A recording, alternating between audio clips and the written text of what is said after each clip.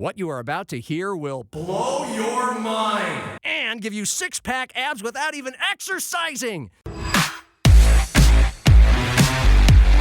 Pull up a bar stool and relax. Hey, who wants to have some fun? You've made it to Happy Hour with John Gaskins. Oh, no. Not again. Get ready for entertaining local and regional sports talk that will change your life. Or not. And by the way, when you're telling these little stories, here's a good idea. Have a point. It makes it so much more interesting for the listener. Here's your host, John Gaskins. Here's Johnny. Hello! Ah! I'm back, baby! I'm back!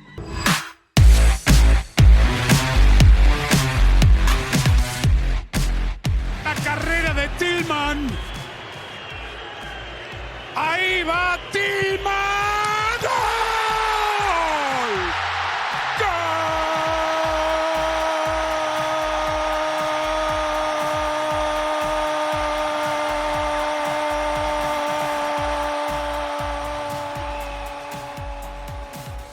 ¡Gol! Goal!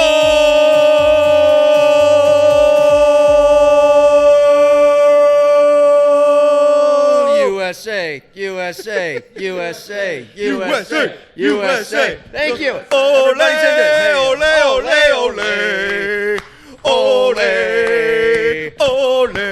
I believe that we will win. I believe that we will win. I believe that we just won. Oh, yeah. Well, we did. We did. I don't know how much we're going to win, but okay. That was good. That was the best start ever to Thirsty Thursday. That was pretty awesome. From Orion Pub, downtown Sioux Falls. Jon Gaskins, Trent Singer. Are you double fisting here? Look at yeah, this. I know. I've got the Miller High Life Pony. And the Hoppy. And I'm going to wash it down with the Lagunitas Hoppy Refresher. Because I'm getting on a plane. I'm trying to eat light and not drink today, but I kind of feel like I'm at the Orion Pub. And I'm literally flying out for a vacation. I might as well have a tiny beer. I'm going to the most American possible city, Trent. Okay, San Francisco. Oh, you laugh.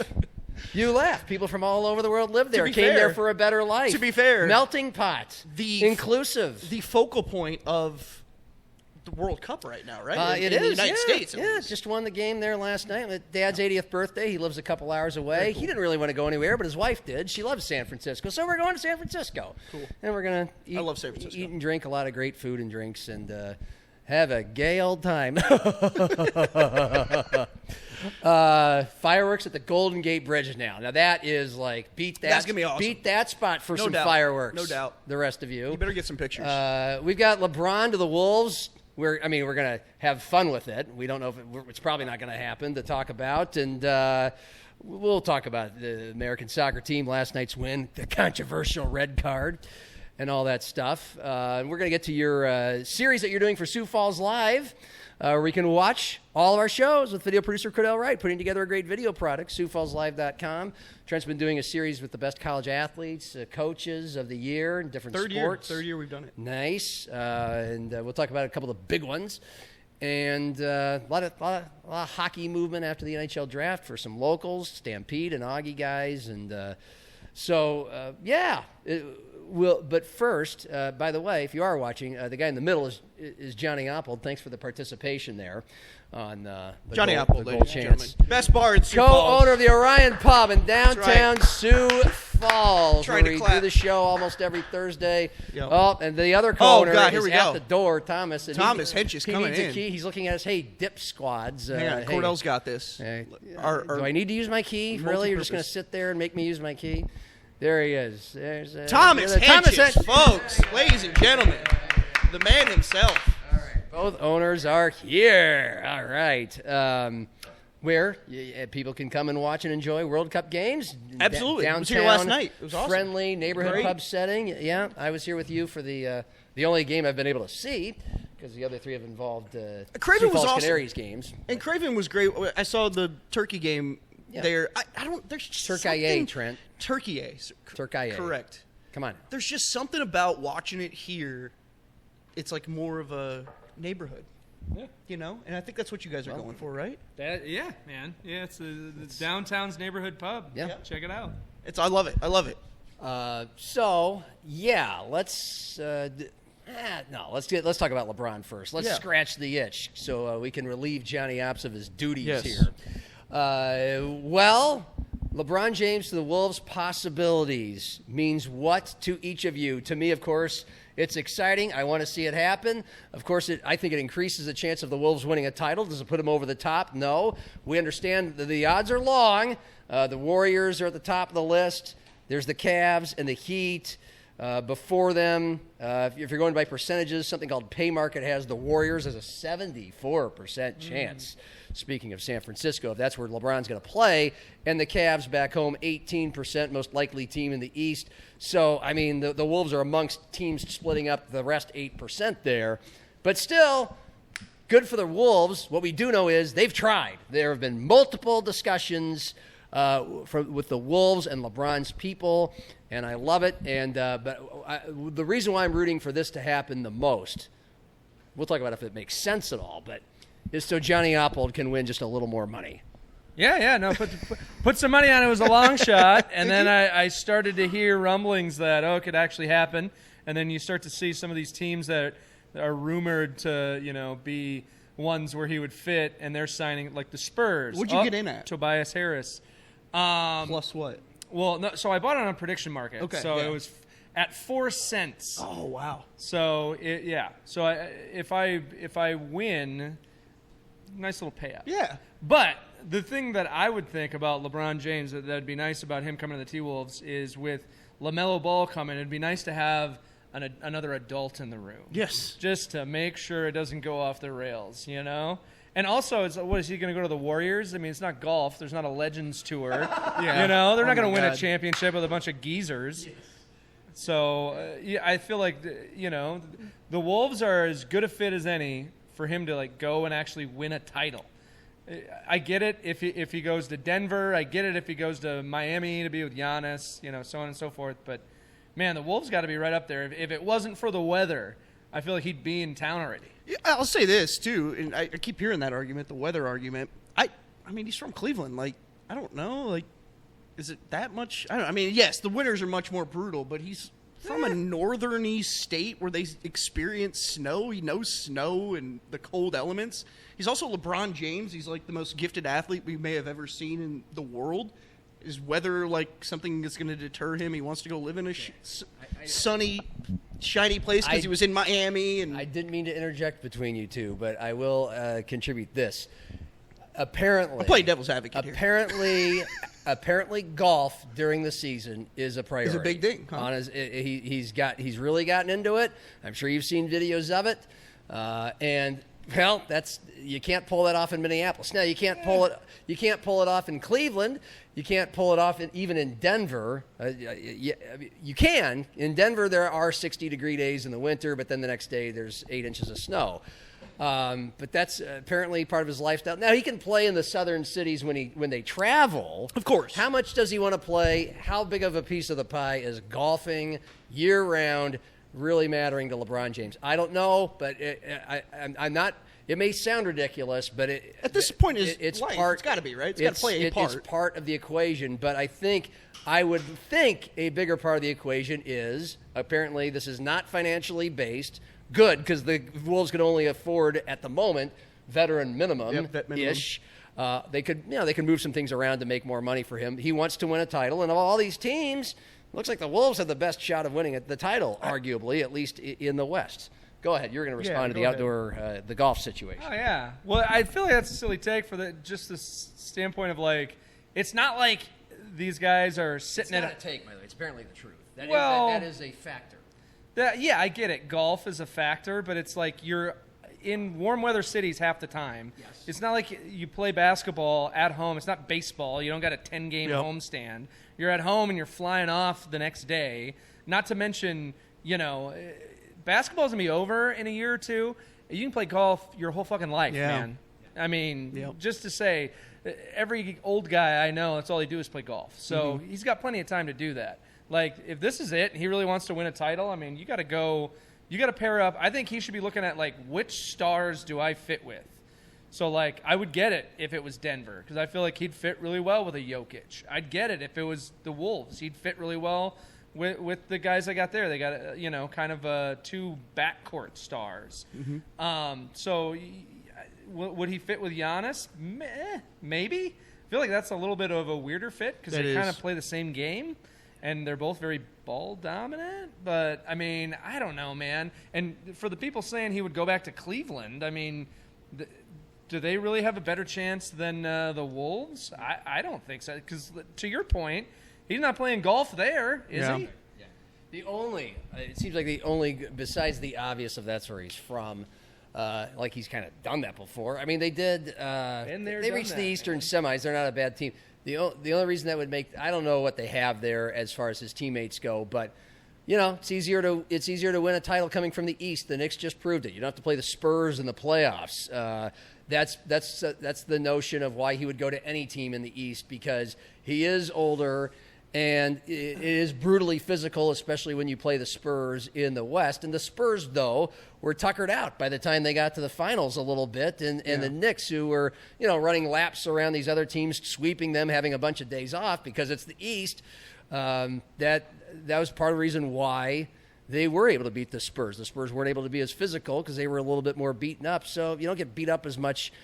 If you're trying to win a title, it's easier to win a title out of the East. Well, when I brought it up a week ago too, I brought it up purely based off of fit too. I mean, you look at all the teams that would be in the running for this. The Warriors, I guess, make the most sense because of maybe some of the veterans there.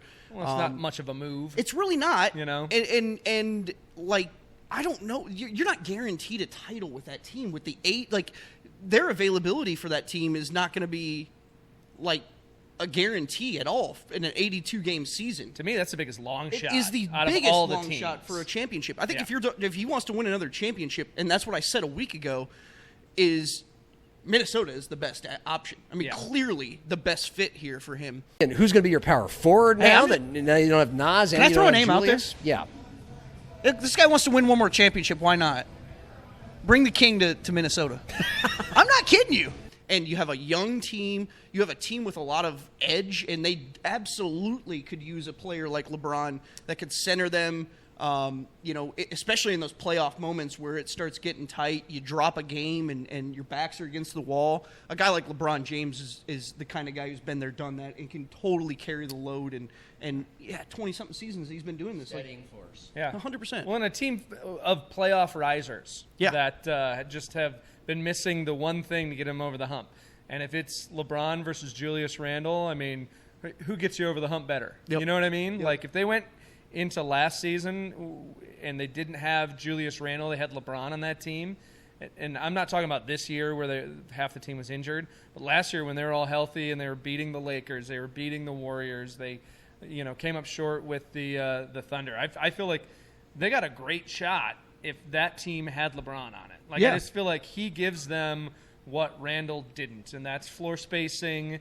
That's a guy who can run. I mean, when you look at their moves that they've made this year, it feels like next year they're going to be running and gunning, man. I mean, that's what the team's going to be. I mean, that's why you go out and get Ayo Dosunmu, you repay him, you get LaMelo Ball, you get rid of a guy like Randall who slows everything down. I mean, I think it's going to be pace and space. Yeah. Here's some other things I think you guys haven't mentioned yet. He himself is going to get a lot of easy looks because you have LaMelo's playmaking and passing ability to set guys up. Ant's shooting. Yes, you can't double everybody, man. Yes. You cannot. Yeah, yes. Rudy. Yeah, even Rudy. If you're worried about you're a 41-year-old guy defending, the Wolves have elite defenders now that can pick up his slack. No big deal. So it's a young and deep enough team that he can take nights off. He can go back-to-back nights off, no problem. And by the way, he's a guy who, he does do load management. He has also played 55 or more games in each of his last 5 seasons. That's crazy. So this guy does not take a ton of games off. And by the way, he's still productive. We haven't even talked about that. Like, he did average 21 points a game last year in 60 games. He shoots 52% from the field. He grabs 6 rebounds a game. And, oh, by the way, he would essentially, I think we would agree, even though you've mentioned he's kind of more of a small forward than a power forward, but he basically is replacing Julius Randle, the energy hog, the oxygen, the ball hog, and just the brute force who averaged, 1 assist a game in the playoffs? LeBron has averaged 7 assists or more in 10 of his last 11 seasons. So he's fine distributing the ball. He's not going to wreck your chemistry or your ball oxygen. He is fine to distribute, and again, he'll be efficient and productive. He'll be open a lot because you got to worry about the other guys anyway. So he's not going to take. And I'm not going to say I've been watching a ton of Lakers games the last few years, but he's not going to jack up a bunch of stupid-ass shots that are going to ruin possessions, and in some cases in the playoffs, and it wasn't just Julius, but would ruin games. I think he's too. It's worth noting that his game has evolved over these last few years. It's the twilight of his career. He isn't the same guy who demands the ball as much, and I think that's a perfect fit in this situation because you do have guys. Your backcourt's loaded, right? You have Anthony Edwards, you have LaMelo Ball. You got Jaden McDaniels who demands the ball. I mean, you have a lot of guys. There's a lot of mouths to feed, and there is just one ball, right? We've seen this play out before with James Harden was traded, around the league, and like how are you going to make this work? There's one ball in the court, right? With this particular situation, I feel like he is, last year it wasn't his team. I would argue that it was Luka Doncic's team, right? Yeah. Like this is more of a setup for him. I think at this point in his career, Minnesota makes the perfect sense. It's just whether or not he wants to go live in a. Let me ask you this: do we know what the golf simulator scene looks like in Minneapolis and St. Paul? Oh, I'm sure it's great. How about like those indoor golf facilities? Yeah. I mean, come on, they got to exist, right? Yeah. Well, I think even when LeBron was the guy on his teams, I remember like the LeBron versus Jordan crowds, right, where you'd have like the arguments. It'd be like, well, look at LeBron at the end of the game. He passes. He's passing the ball. He's made the right play his whole career, and he's caught a lot of hell for it because caught a lot of flack for it. He'll pass it off, and Tristan Thompson misses the layup or whatever. But one thing I will say, and this is why I put a little bit of money down on this as a long shot, is because they were leaking all these, like, little by little, you get all these little breadcrumbs about, like, his demands. And it was like the Timberwolves fit everything except for that golf one, right? So it's like he wants to play in a place with 2 stars. They got that. He wants to play in a place where he's got a chance to win a title. They got that. He wants to play in a place where, there's like a young, like, star player. They got that. God, what was the other one? If he wants to get away, he can go to Miami. He can go to L.A. Oh, the other one was houses there. He's not worried about money. And when I heard that, I'm like, he's not worried about money. That speaks exactly to the Timberwolves because that was kind of the big bugaboo about why they wouldn't be able to sign him. It's like, well, they don't got the money to pay LeBron $40 million. It's like he'll take the vet minimum. It's Sham said that yesterday. Yeah. So. I mean, let's go. Yeah. One last thing about those titles. For one, people forget that one of the great NBA Finals shots of all time to win a game, I think it won the series against the Suns. John Paxson hit that, and guess who passed him the ball? Oh, that's Michael Jordan. So Jordan did do that every now and then. More importantly, Ray Allen hit the shot in Game 6 against the Spurs. More importantly, Kyrie. Of course, the Warriors. Of course, LeBron cares about his legacy. Of course, he wants to thrust himself deeper into the conversation between him and MJ as the GOAT. And I think it's always going to be MJ. But if you want another thing on MJ, he already has won 3 titles with 3 different teams. Of course, MJ did it with 1, which to me is more of a feather in MJ's cap. But okay, he's one of 3 players to win championships with 3 different teams. Guess how many have done it with 4? None. He'd be the first player in NBA history to win championships with 4 different teams if he plays in Minnesota and they win. I'm not interested in doing the MJ LeBron debate whatsoever. I will say, I mean, hasn't been done enough though. Yeah, right. Like, but you can't deny that he isn't great. Like, oh, for sure, he's always been great. And people who want to deny that, it's a generational ebb and flow. The older folks are going to always say LeBron. The younger kids are going to say, the older folks are going to say MJ. The younger kids are going to say LeBron. It's always going to be that way. But you can't deny that he is. The fact that he's been in this conversation for 11 to 12 years, we've been talking about this for decades now. Like, that speaks to what he's been able to accomplish. And I think going and giving Minnesota a title, it's first since what, 91? What a legacy builder that would be. Yeah. Right. Yeah. What a legacy builder. Does it taint it a little bit though if LeBron comes in and he's the guy that not really. We needed LeBron No. No, you're not- no, because LeBron's not the star. It's not like Brett Favre to the Vikings, I agree. where it's our hated rival's best player comes in and he's the reason. He's a piece, I man. don't think LeBron's would be the reason they won. It would be Anthony Edwards 100%. But he's going to be a big part of it. And I would say this, like, the people, LeBron is such a big deal. I was just telling my kids the other day, like, he was such a big deal, even like in high school. Half of his high school games were on ESPN. I remember, I was a fan of the Timberwolves then. I taped his high school games on VHS, just so I could rewatch them. I mean, that's how good of a player he is. So it would be awesome. And I don't think it would taint it at all. I mean, for heaven's sakes, man, the guy's like 43 years old. I mean, I don't think anything he does taints anything. He's not going to be the reason anybody wins, but he's going to play a big part. Yeah. All right. Anything else? No, I mean. Okay, that was good. Wait, Cordell. That was solid. Okay. Okay. Make a pitch. Okay. Okay. Social media pitch, something like Okay. For This is you, Johnny. We're going to tag LeBron in this. We're going to tweet out from the big happy hour. that's a producer. That is a producer right there. Oh, my goodness. Yeah, Well, LeBron with Minnesota. He's closing. He's zeroing in on. I'm going to slow zoom. Hey, I need to ask you this: have you ever talked any trash on LeBron in your time? Oh, yeah. Because we can Yeah. that can be dug up. Like, 100%. 100%. But I will say, if LeBron James wants to win a title, there's no better place to do it than the Minnesota Timberwolves. If you look at Anthony Edwards, I mean, that guy is next up. They've been calling him Jordan's son. He needs that veteran leadership, and I feel like if you got one shot, one more year, you got to come to the Timberwolves. They've gotten as far as the Western Conference Finals. 2 straight years last year. They're a little banged up, but they got the talent. They got the young players. All they need is that steadying hand. Mike Conley couldn't do it. Mike Conley's not LeBron James. Get your ass on the plane. Get to Minnesota. Let's win a title. thank you, Tim Conley. LeBron, Thank you, LeBron. Tim Conley. Yeah. Oh, that was your pitch to Tim Conley. No, that was he Or is. to- or- That's a LeBron He's James. embodying. Is he Tim pitching to Conley. Tim Conley or is he pitching to LeBron? Oh, okay. Pitch Tim Conley. Yeah. He's trying to get it. Okay, I'll make my pitch now.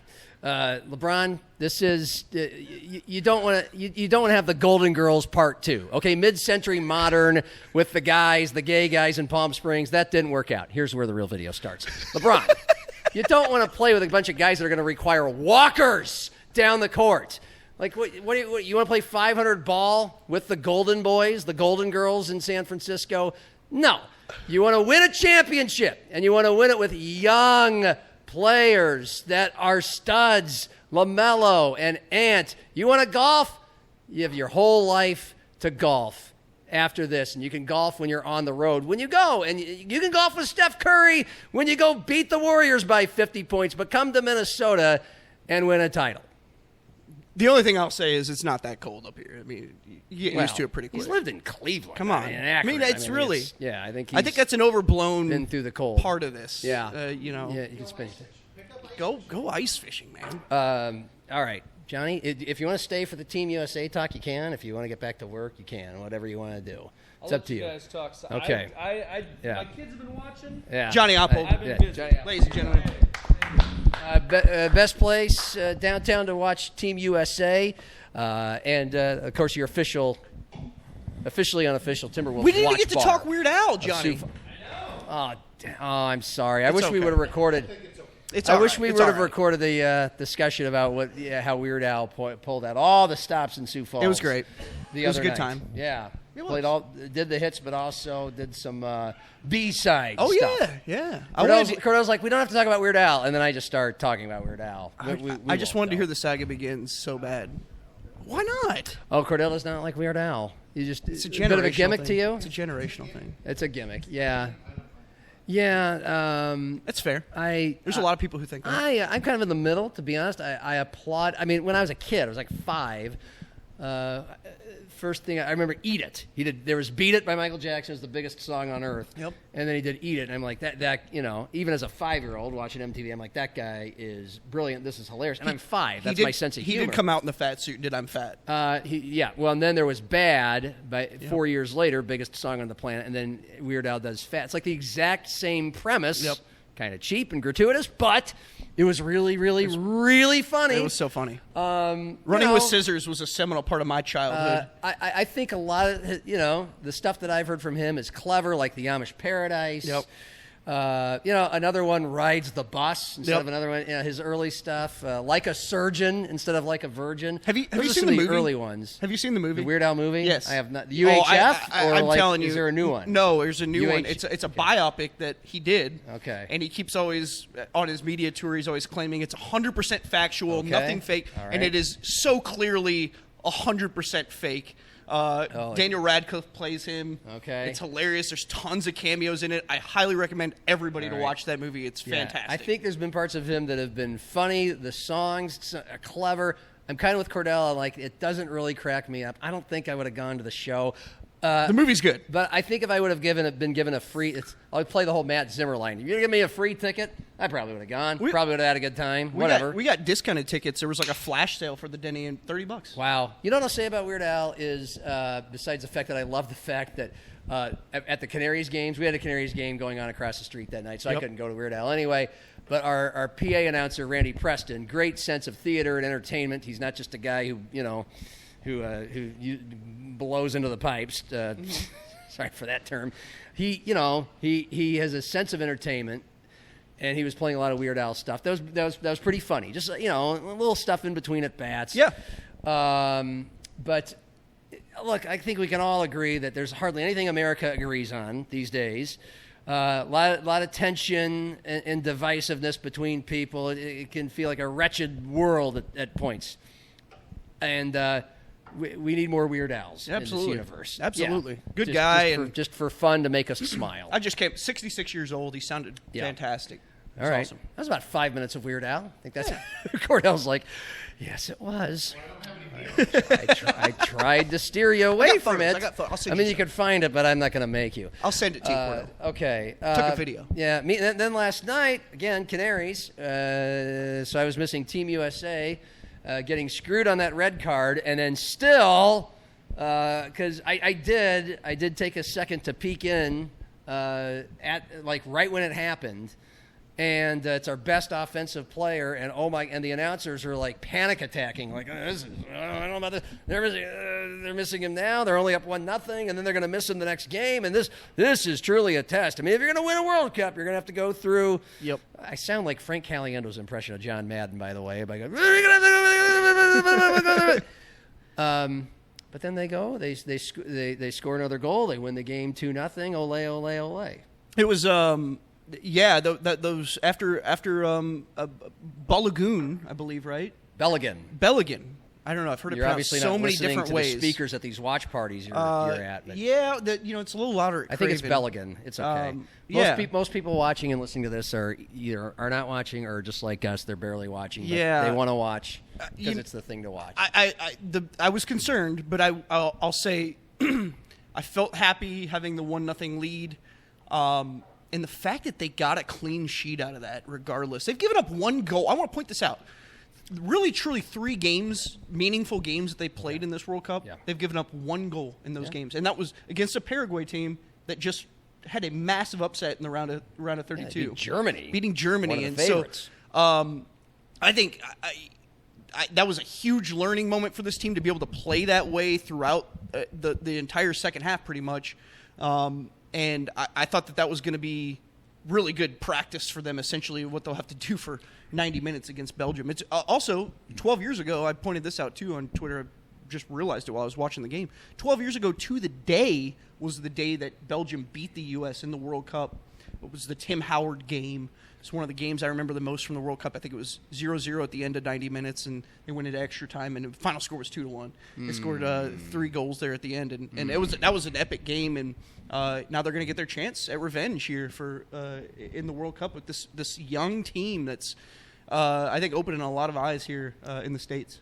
Yeah, well, yeah. I mean, I'm glad you pointed out the only 1 goal given up in the games that truly counted, because I've never seen this good of a defensive. A lot of the focus and attention is on this is the best offensive team they've had. I mean, they're on the attack. They have as intimidating, aggressive freight train of an attack, which is, for those of us who only watch the World Cup, not not every 4 years, but only when the Americans play. Sorry, guilty. I didn't watch it last time. It's kind of fun to see the ball on the American side because I am one of those people who doesn't generally watch soccer. I do find it, I hate to use the word boring, but I'll use it for lack of a better word. But that's partly because a lot of the only soccer games I watched, you're watching your team play defense in a sport where there's hardly anything scoring. Mm-hmm. And to watch the Americans constantly on the attack to where there's a bunch of almost goals that eventually do lead to defensive breakdowns and to goals. Mm-hmm. That's awesome. But your point is they are versatile. They're multifaceted. Yeah. But I think the freight train offense helps that defense. They're not on defense as much. The goalie's not taking as much shots coming in. Yep. And it's like complementary football. And it's soccer. You can only win if you're possessing the ball, and so that's obviously the key. But their back end has been so solid. Tyler Adams back there.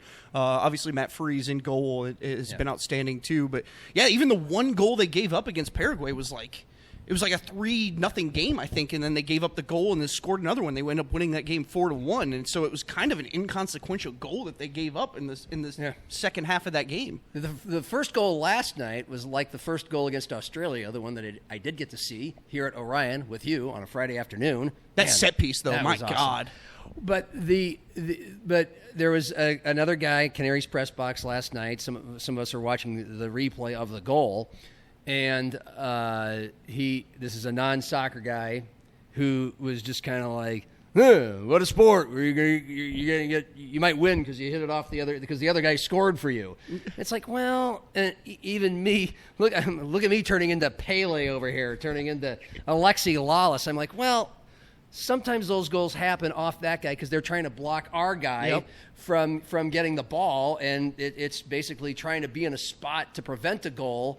That's already inevitable, and I don't know if I explained it well. Well, my hockey mind automatically, when I see own goals like that, it's a lot like goes to pucks deep, pucks to the net, man. I mean, you hear it all the time from coaches, and there's a reason for that. It's puck luck. Yeah. You hear puck luck, which there is some, but get it to the area, man. In some cases, they're trying so hard to prevent the goal because they know it's coming that it goes off of them. It happens in a split second.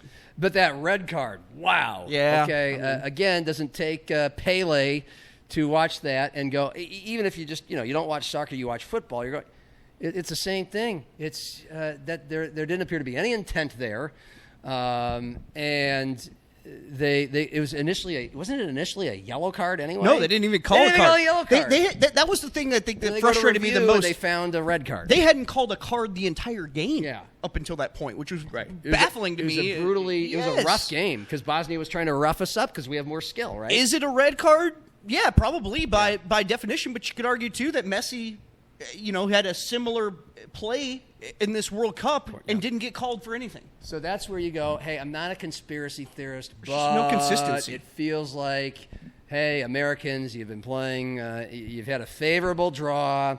You've been playing all your games on the West Coast, not a lot of travel, and you're not there yet. You're not one of the blue bloods here. It's happening a little too fast for you. I don't think they would have given Messi a red card, or I don't know, name one other great soccer player. Ronaldo, that's who I was thinking of. I almost nailed that one. Think of those guys. Yeah. They're not going to give those guys a red card, or they're not going to give Germany as a team, or Argentina, or Brazil, the blue bloods, that red card.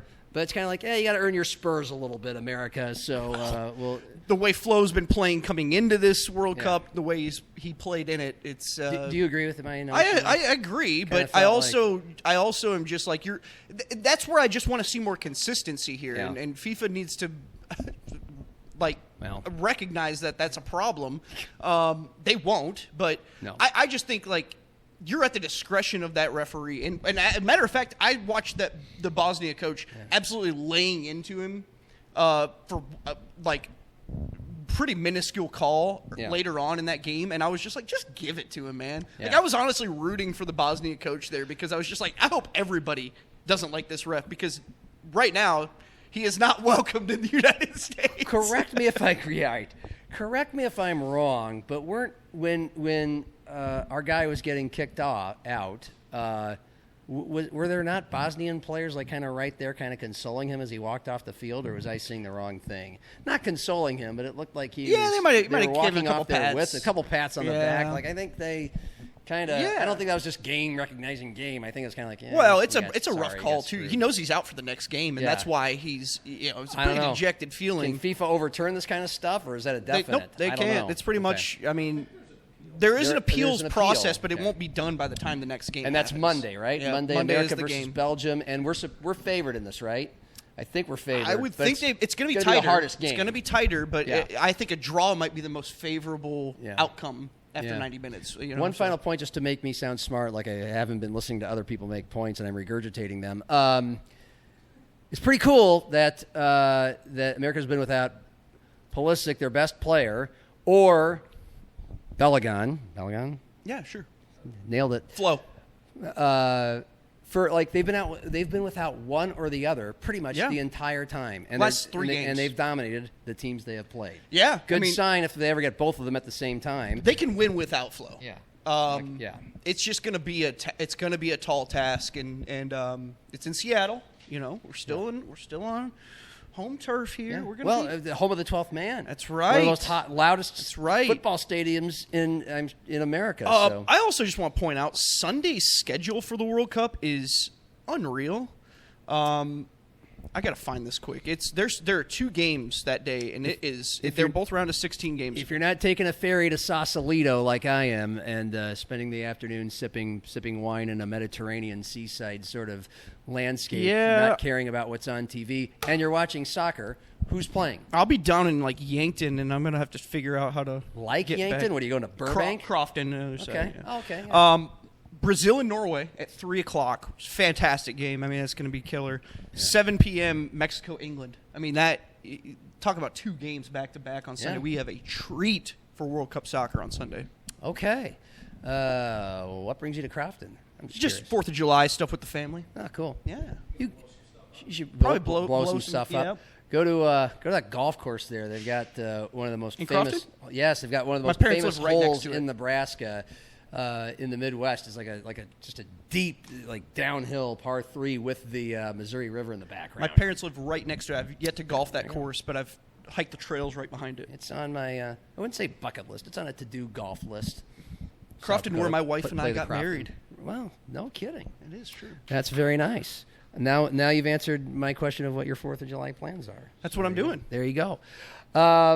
Say we'll take it home with some actual true local sports talk. Tell us about this college athlete, college coach of the year thing you've been doing at SiouxFallsLive.com, not just this week, but for 3 years now. Yeah, it's been fun. Zim and I started this 3 years ago. College athletes of the year. We pick, I believe it's 15 sports, and then a coach of the year. We just unveiled our new one this year. A lot of SDSU, a lot of USD, and Augustana players all on this list. And had some. I added honorable mentions this year, so we had some honorable mentions added in this year. So check it out. I think it's cool stuff. We maybe some of it's not all that surprising. Some of it may have been surprising to some people. I know there was a little bit of contention between Zim and I when I put. I had Mark Kurtz as my coach of the year, and Zim was like, "Do we really want to give it to a non-revenue sport?" And I was like, "I don't know. Does that matter? I guess it certainly weighs into it." We had Aaron Johnston was our coach of the year last year, but this year was Mark Kurtz, and I think so fitting. They won their first game at the national tournament, made that quarterfinal round, and lost to the eventual national champions. But he's built a juggernaut of a program there at Augie, so I'm happy for Mark getting that award. I think that's cool. Yes. Part-time coach too. Was that? Oh, we have a Somebody beer tried to man get at the in? door. Beer man at the door. Beer man. You want to give him a beer man chant when he comes in here? Yeah, we'll do it. We're taping this on Thursday midday when all the beer trucks come in. The beer you get to drink at Orion Pub, a lot of it arrives fresh right now. There he is, man. Beer man. Beer man. There you go. Beer man. He's got a Blue Moon shirt on. Yes, indeed. Hands on the card. All right. The kegs have arrived. It's party time. Well, I was going to ask you what perhaps the toughest one to decide was. There were some tough ones. Softball was a little tricky. Softball, we went with Madison Evans. I thought Kiera Lubavitch definitely had a say in that. A couple Sioux Falls Lincoln graduates there too, which is former teammates. But Madison Evans, with that run she put together at the end, was phenomenal. Them winning a game, beating Louisville in that tournament was cool. Yeah, a very cool moment for a team out. that was under 14, or I believe under 14 wins. 14 wins below the 500 mark going into the tournament and ended up winning a game. She had a stellar run, and it's really hard to overlook that. I mean, just what a run for the Yotes this year on the softball side. So that was kind of a tough one. I would agree. It's tough to not go with a pitcher, although they could. And that's college. I mean, high school, there was Macy Bryant, who had 830.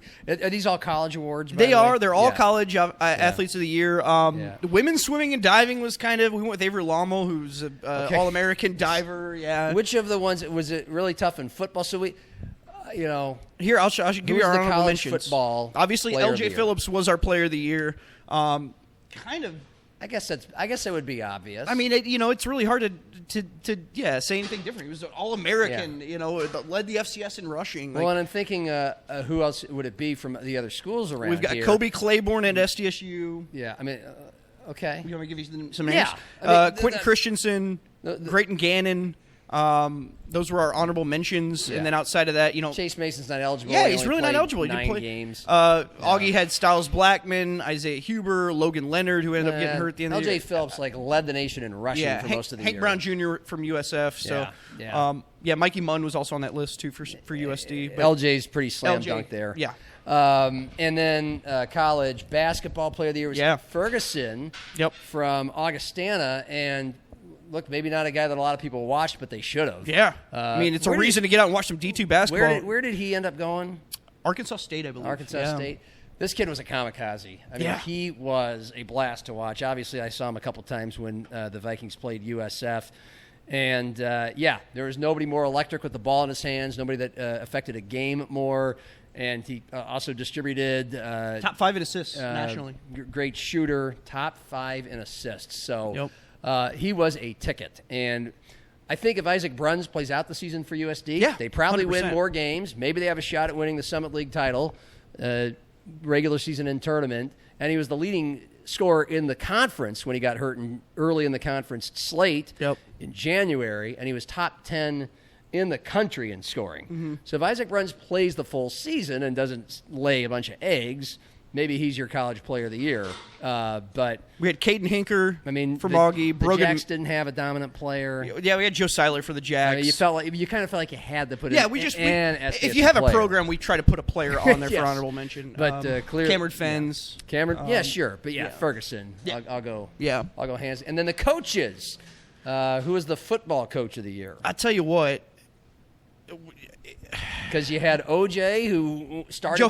Joe Hansen was the only football coach on this list. Only coach on this list? I mean, I guess so. Because OJ went 9-0 and had a number 5 ranked team in the country. Yeah, this is all sports too. So you had Tim Huber, Augie baseball. Okay, so you didn't have individual sports coaches of the year. You did not. No. This was just overall coach of the year. Okay, go ahead. Who are the other nominees? Yeah, Tim Huber, Augie baseball. We had Garrett Rabwin, Augie hockey. Greta Melstead, Augie softball. We had Travis Johansson, USD football. Robert Wagner, USD softball. Rob Bishop, SDSU baseball. Dan Gorgalis, South Dakota State volleyball, Aaron Johnston, SDSU women's basketball, and then Brock Thompson, SDSU women's soccer. That seems like a dead heat between all of them. They all could have made great cases. For sure. How about this, though? I love this. Like Aaron Johnston could be the coach of the year every damn year. I mean, this year he overcame a couple of January losses to the Yotes and the Bison where they looked pretty bad. And I don't think a lot of coaches would have taken what he had there. And then that just, of course, cooked up a way for them to get revenge both at the end of the regular season and then on back-to-back nights in the Summit League tournament to win the championship. But and then coach of the year could be, well, who had a bad team last year? That's usually when it's coach of the year, like in major sports, whose team had the biggest improvement. But and Travis Johansson with USD wasn't that. I mean, they were a semifinalist the year before. They actually got worse But if everybody watches the coaching job that he did when they were 0-2, 2-3, 5-4, to just get better down the stretch and make the most out of what they had. I mean, they had talent, but I mean I thought the turnaround that season was pretty impressive, right? The way USD bounced back after that Lamar game, I believe it was, and then they just really kind of put it into another gear, beat SDSU in the regular season, obviously, with a backup quarterback. But they made it further than any other D1 football team in this area, so it felt like it, worth certainly putting Travis Johansson as an honorable mention. But I got to point this stat out because we're almost approaching a fascinating point here in Mark Kurtz's career. It's been more than 17 years since the Viking women last lost a match in conference play. So we're almost coming up to a point where he's going to have freshmen that are joining a program that hasn't lost a conference match since they were alive. Wow. It's pretty impressive what he's done there. So it's kind of like when we were talking about the Oscars, the Emmys, the Grammys. It's kind of like a Lifetime Achievement Award. I mean, they had their best season ever dominant. under him, too. They won a game, a match in the national tournament, and then lost to the eventual national champions, Nova Southeastern. And they played him in the regular season and actually took a point from him. I think with just what he's done there, it's really impressive that he does this year in and year out, all with international talent, too. This guy, his recruiting model, I did a story on it last year, is fascinating with how he's able to find and identify talent and doesn't have to do a whole lot of traveling for it either, which is interesting. I love it how you did this series and you shed a light on all the sports around here that never get enough love, but we understand why they don't get as much love as the revenue sports. And so it's kind of it's almost like a guide to who here's what you missed. Yeah. And but this is partly what I love about Sioux Falls Live is that we do cover some of the off the beaten path sports. It's a big part of your job, a full-time Augie hockey beat, staying step for step with the Sioux Falls Stampede throughout the playoffs, and at least recognizing with good stories, good feature stories about some of the people that make these other programs that you don't hear about a lot tick. So people care, right? Yeah. And maybe it doesn't get the clicks that SDSU football gets or SDSU basketball or USD football, and regardless, people care, and there is a contingent. There are people within those programs that care a lot. Yes, and they deserve recognition. They absolutely do. They deserve recognition. There's a lot of work that goes into this stuff to be in front of people who don't care. Yeah, they should. You guys give Sioux Falls Live gives people a reason to care, an outlet for people to care about those sort of things. One other item I want to, just in case I don't forget, because I had promoted this on Twitter today for our show. We're going to talk about the Twins and the Canaries, but we'll do that with Zim on Tuesday after the 4th of July weekend and break. We're just kind of running out of time here. But the point was, but if you notice, the Twins and the Canaries, both teams with just barely under 500 records right now, close to the midway point of the season, and you think humdrum teams, right? Going nowhere. And maybe they are, but man, both teams get a lot of hits, score a lot of runs. Yeah. They're fun teams to watch, and their games are fun to watch if you like high-scoring baseball games because they both give up a lot of runs. The Twins have a top 5 offense, runs, hits, all the other goofy sabermetrics. The Canaries, same thing. They've got a top 3 or 4 offense, runs, hits, a couple of big sluggers, guys who are hitting well for average. It's Josh pitching. Raywalt, the USF guy, is hitting .370 and bombing it all over the place. Pitching is where we're. But pitching. Both teams. So you're winning, and in the Canaries' case, in a league full that's pretty bereft of pitching overall. Period. You're seeing a lot of 13-8 games, win or lose. Yep. You can. They blew literally a 10-5 lead in the 8th inning the other night. But again, you got to see an 11-10 game. If you went to the old ballpark, you were not shortchanged. So. And the Twins, amazingly, are involved in some of those types of games, too. I think the Canaries are probably more fun to watch because there's not as much emotional investment in them, but also because, like, the Twins just constantly blow leads with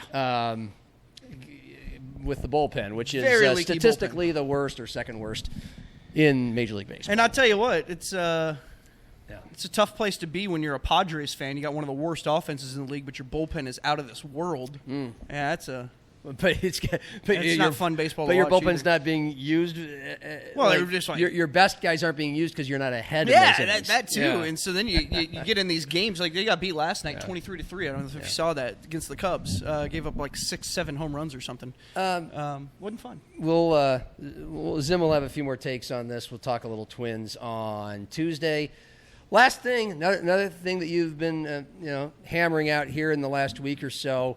The NHL draft was last week, and some local products, Stampede or Augie, either did get drafted, or got signed as undrafted. No, they were drafted. Agents. No, I'm saying there are some that got drafted. Yeah.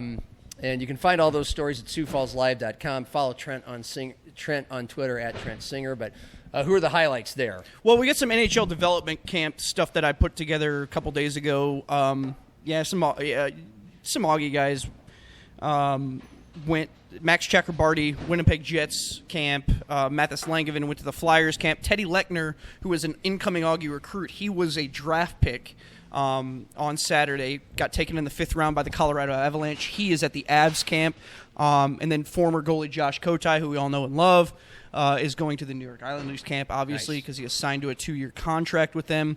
But on top of that, the Stampede had a few guys drafted, and I think that's certainly worth noting. Let me find it real quick here. By the way, he's looking all this up. Well, I just can't remember off the top. SiouxFallsLive.com. You guys can find it yourself. Your best source of local sports information. Beyond just the highlights. Headlines and scores. Oh, I did it Saturday. It's okay. No. I'll tell them to go to Cooper Sioux Falls Soller, Live. that was the big name. Nice job. You got it in there. Plays for him 5th round. He got taken by the Lightning. Overall point, a lot of great hockey talent. Yeah, here. of course. So it's never too late to get into hockey either. Well, it is this year because it's over. That'll do it. So you Crofton, anything else for the 4th of July?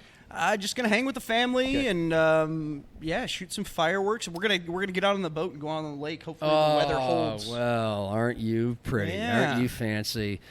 Congratulations to everyone getting out on the boats. Yep. We got 2 boats for the whole family. But I guess How about that? if I'll cry in my beer that I'll buy on the ferry in the San Francisco Bay, I think we'll be okay. It's cold.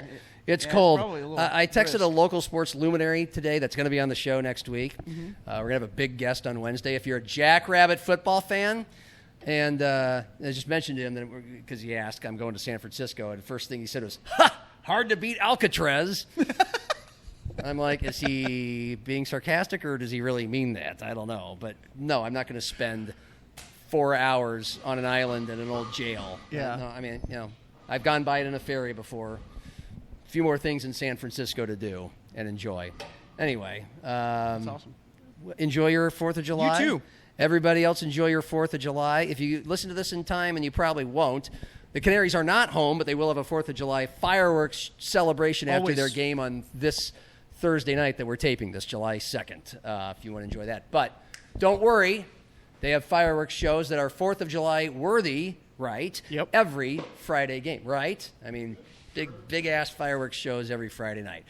For video producer Cordell Wright, for Trent Singer, for Johnny Oppold, and the beer man's not here anymore. The best bar in Sioux Falls. And the Orion Pub. Happy 4th of freaking July, America 250. Cheers! Ole!